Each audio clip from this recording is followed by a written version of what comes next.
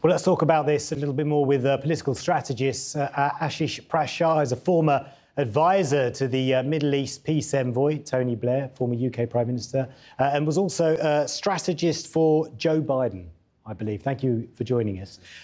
First of all, Ashish, where are we with the negotiations? Because I believe you have indirect connections or an indirect line to Steve Witkoff, the current US envoy to the Middle East. So we're in this constant cycle where, they keep promising us the ceasefire is actually going to happen, but the terms, unfortunately, are so biased against the Palestinians in this negotiation. Like, the US cannot be seen as a fair actor in these negotiations at all. It's like having one hand on the scale, right? And the Israelis get everything they want, the Palestinians don't get anything. Because until there's a guaranteed ceasefire, the Palestinians are always going to be vulnerable to the Israelis, not just breaching it or breaking it, but just having a legal path to continue the attacks again. And the issue with these negotiations right now is we need an international group that has nothing to do with the region or even the West to actually mediate this on behalf of the Palestinians, as much as they need to mediate between Israel and Palestine, because right now everything is weighted against the Palestinians. Yeah, and I understand all that, but we are where we are, and they are the actors in this negotiation. And short of saying, right, pushing them to one side and bringing in some different people, where do you think this process is going to go? Because the US is saying it's optimistic, and maybe there's a grain of hope for the Palestinians in that Donald Trump is keen to do a deal, right? And so in that sense, to get one over the line, I mean, the Palestinians could use that as leverage, or the Qataris in negotiating for the Palestinians. Right, I think the biggest hurdle is going to be this so-called humanitarian zones that Benjamin Netanyahu wants to set up. They're nothing more than glorified concentration camps. And I think even Hamas has been communicating that, because anyone outside of them is going to be viewed as a Hamas fighter or a terrorist. You're basically giving Palestinians a false choice, a coerced choice to go into this concentration camp where they're limited on their food or limited on supplies, and they're going to suffer a slow death. And that is the biggest hurdle to actually getting a ceasefire right now. They're effectively stealing land from Palestine, Gaza, right now. And the map they would redraw is limiting almost, 1.8 million, however many Palestinians are left, because we don't actually have an actual accurate count, to a city the size of Rafah. I mean, doesn't that remind everyone to the Warsaw Ghetto? That's exactly what they're trying to do. And it gives, when I say, yes, there is something where there could potentially be a solution where there'll be a potential ceasefire for 60 days or 90 days, wherever they negotiate it. But are those terms something the Palestinians are willing to accept? Because on one hand, people who go to that camp, it's going to be a slow death. And on the other hand, we're going to have internationally approved murders taking place for anyone who doesn't go there under the guise that they're terrorists. So what would you say, if you were in those negotiations, what would you say to Israel to give it something that it wants, so it agrees to the deal, but also something that is in the Palestinians' best interest, i.e. not those camps? Well, I would actually take a step back if I'm the United States and say, if you're talking about the Make America Great agenda, America First agenda, they clearly want this to stop, right?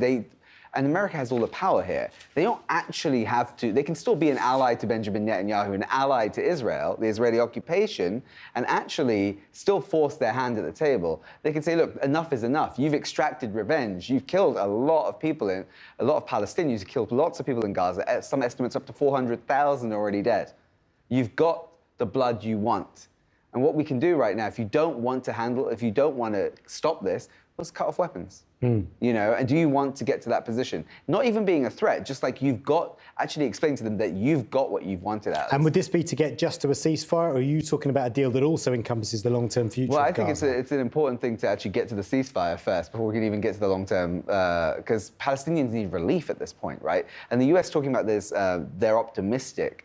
But the problem is, even if you get the 60-day, 90-day ceasefire, and as long as the Israeli occupation continues to occupy Gaza, Hamas is not going to go away, right? And nor should they. They are the only reason Palestinians haven't been completely exterminated. You've seen what's happened in the West Bank, where the resistance movement has been nullified, has its weapons taken away and everything else. It's a slow ethnic cleansing. There's no way to defend themselves from So you're saying in a long-term future for Gaza, Hamas should play a role in that? Yes. Because that's one of Israel's red lines. Yes, I mean, the reality is, I always go back to the Good Friday Agreement. I always go back to which was the agreement that brought peace to Northern Ireland and ended the troubles. You didn't disarm the IRA before the agreement was done. We've tried for decades to say they have to disarm to come to the table. What resistance group in history is disarmed before getting liberation for their people? What resistance group would do that? Because they know the ultimate goal of the other side is to exterminate them, to ethnically cleanse them, to move them off their land. There's multiple examples of this in Algeria and South Africa, and closer to home in the West, the IRA. They refuse to put their arms down, nor should they put their arms down, because the other side is a fully formed government with a fully formed military, with an air force, and you're talking about a bunch of freedom fighters who are fighting for the existence of their people, and you're asking them to put their arms down without putting any red lines on Israel, which has all this firepower supplied by the West, and advanced military technology that tracks every Palestinian and their movement, and you're asking the freedom fighters to actually disarm themselves first. That shouldn't be, Israel shouldn't have that even as a red line. They should be allowed to be at the table to have the discussion about Gaza and Palestine's future while defending their people. And is any of what you're saying, are you hearing through your channels to these talks and through your channels to Steve Witkoff, is any of what you're saying coming out in these talks at the moment? Or indeed, even when you were advising Joe Biden, would that have formed any of his talks if he had, if the Democrats were still running the US? The issue with Joe Biden was he's a complete Zionist. He was never going to, he wants the ethnic cleansing of Palestine for the Israeli occupation, for what is he called the greatest investment in American history, right? The interesting thing with the Trump administration, it is perception and PR as well, right? And Trump does, I believe, want this to end at some point. Now, what does that look like in his imagination? Who knows? But I do believe the fact that they've opened a channel to Hamas directly, to have negotiations with them, is a good sign. Can they be trusted, the United States, in this negotiation? No. But you do have Qatar at the table. And what needs to happen simultaneous to this is the Uniting for Peace Act needs to be enforced at the UN.